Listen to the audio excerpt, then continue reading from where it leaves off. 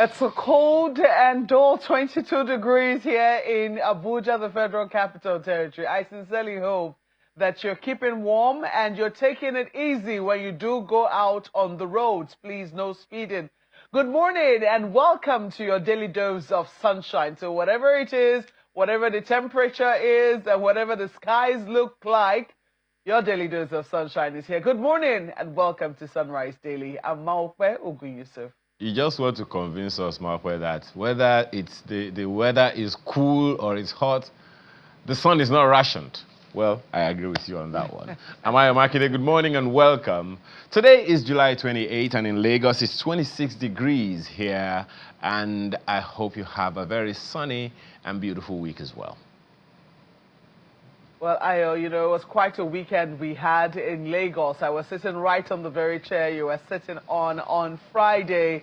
And you know where we saw over the weekend on Saturday. Shall we bring evidence of what we did over the weekend? Well, I do hope for our viewers that it was also a great and productive weekend for you. And of course, it was a productive weekend for Nigeria. Thanks to the women, thanks to the falconets who gave us reason to smile. I had friends who were saying they went to sleep, giving up very easily. And that's something we must never do, never give up on our country. The falconets triumphing over hosts Morocco to win the match, the AFCON final 3-2, and bringing home that cup. The president has already congratulated the women and, of course, making Nigerians very, very proud. We'll be looking forward to welcoming them back home when they eventually come in. I understand they're supposed to be received at the presidential villa today. But I sincerely wish that was all we had to talk about, Ayo. There are a lot of things to talk about. What happened last week, what happened over the weekend. And part of what happened over the weekend wasn't just good news. We understand that some people lost their lives in another preventable safety incident in Niger State. Niger State again. I do not like to say Niger State again. I'm hoping that they will be in the news for very good things. But in this instance, it's over a matter which we have spoken up, for again and again. It's an issue of safety because it does appear that as a country, we do not take safety very seriously. Yes, we talk about security. Security is one thing. Security agencies will do what it is that they are supposed to do. In some instances, they'll drop the ball. In some instances, they'll be taken by surprise. But safety is firmly within our control, and it is untenable that year in, year out, we continue to lose people to boat mishaps, we lose people to road accidents, all of which are very preventable. We lose people to fire incidences out of a lack of preparation, sometimes out of the fact that we just take safety for granted. So over the weekend, we understand that 35 people were on a boat in Niger State and 13 people lost their lives in a boat mishap, which is really, really unfortunate. We understand the governor of Niger State has written to communities and also boat operators asking them to take safety very seriously. And to be very honest, Ayo, I hate to sound like a broken record, but when we see something happening over and over again, unless we do things differently, we're going to keep recording the same results. And I'm hoping that Niger State will want to remove itself from this list of states that always record boat mishaps. They're not the only state with a river. So why should it be the state that every year they are mentioned for? I know that Niger State is really big, and I know that, yes, it is how many times bigger than a number of states in this country. It's bigger than some countries. It is true. However, when we see that certain things are happening in certain areas, especially around water, if it's not flood, it's, some disease as a result of contaminated water, we need to now make sure that there is concerted effort to make sure that this sort of incidences are avoided. Ayo. When you say every year, let's put it in context so people have an understanding.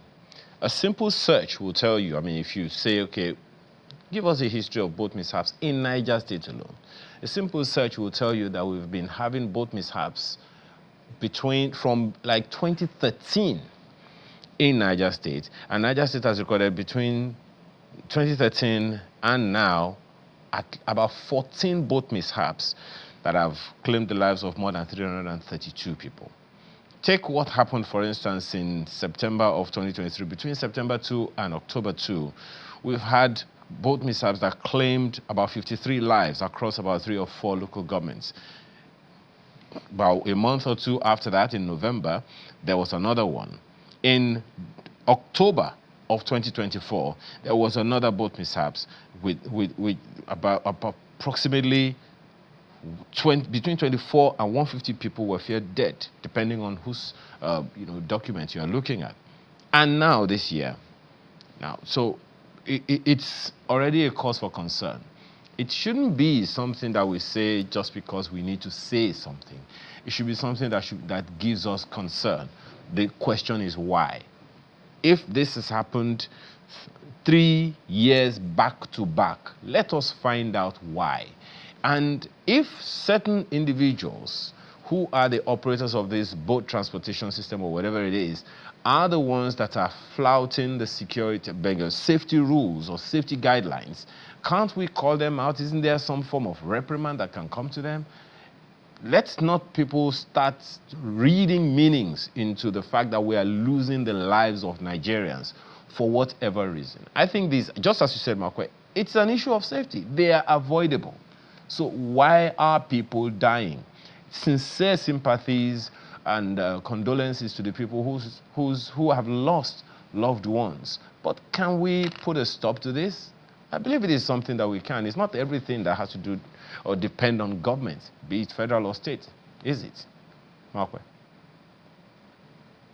Indeed, especially when they are firmly within the purview of states. One of the reasons why we've been asking for local government autonomy, or why the cry for local government autonomy has been really loud, is because of things like this, because they believe that, you cannot expect somebody who is at the state level, who is in the capital, for instance, to be seeing what is happening in little communities, but that if there is a firmer control at the local government level, they will be able to pay attention to issues of safety even more closely.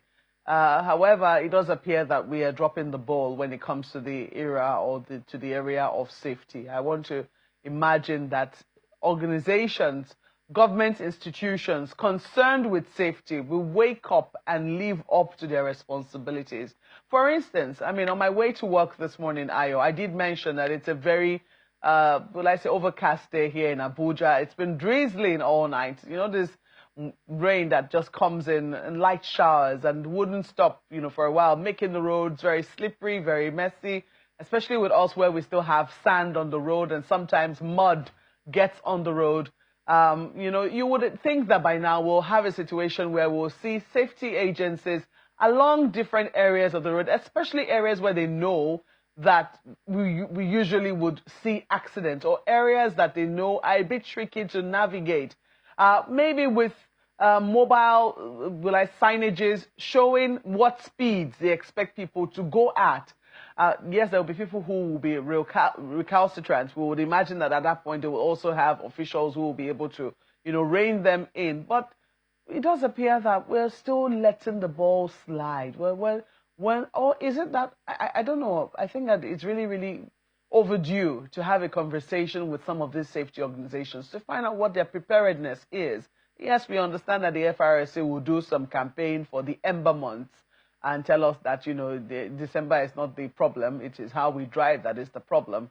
But we also see that increasingly in the rainy season, we record these accidents on the way. I can't count how many have seen, not just today, but even last week. So let us believe that our safety agencies will be more up and doing. Look at what we have, the records we have with our Air Safety Bureau. That has not occurred by accident. The fact that Nigeria has been, keeping its, its records almost clean with the area of air safety. It's not happening by accident.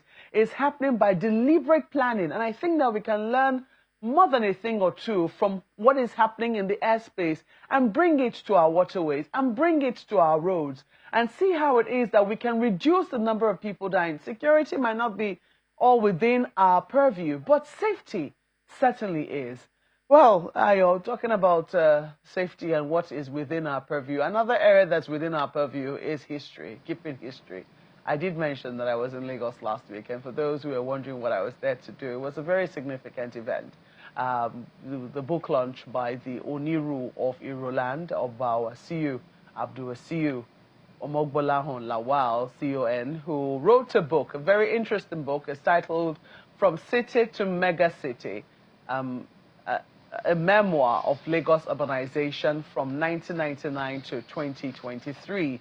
Usually we call our traditional rulers custodians of culture, custodians of our customs and traditions.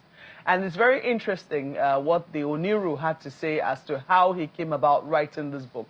He used the book to celebrate his 55th birthday, where you see sometimes parties are held, chieftaincy titles are given, to mark the birthday of a traditional ruler. In this instance, a book was written, and it's very interesting what he says provoked. Yes, because actually he said he was angered to write that book. And I think that the report that we have on standby will certainly make you give a thought or two. There's always a saying, I have heard, that until the lion learns to write its story, the story will always be told from the perspective of the hunter. In this case, I think that the lions involved in this story are deciding to write their own story. Now, I will be very honest with you, Ayo.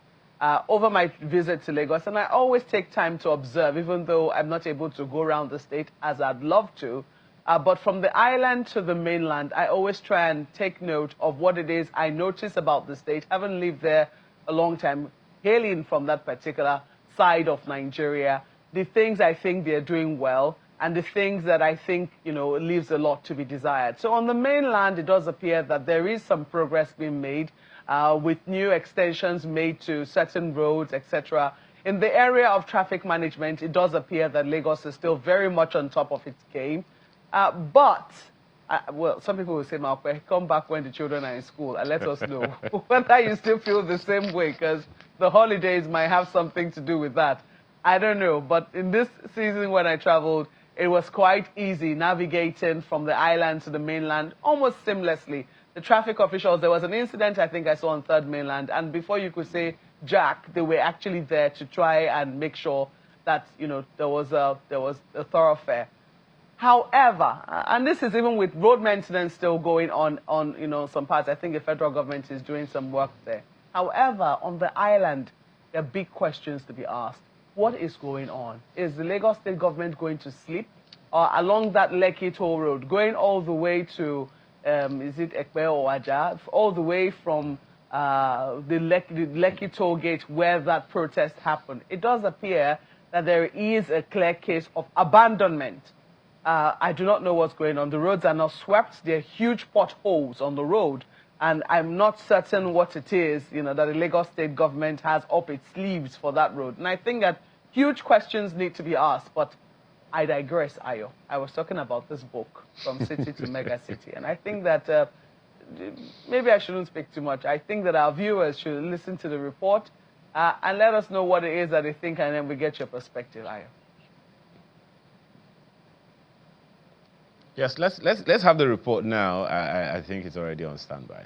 There's a lot to say to it. It's a grand entrance fit for royalty, and for a man whose life story is deeply intertwined with the growth of Lagos. Oba Abdulwasiu Omogbolahon Lawal, the 15th Oniru of Ireland, marks his 55th birthday, surrounded by an array of dignitaries from government, the private sector, and traditional institutions. But the celebration doesn't stop there.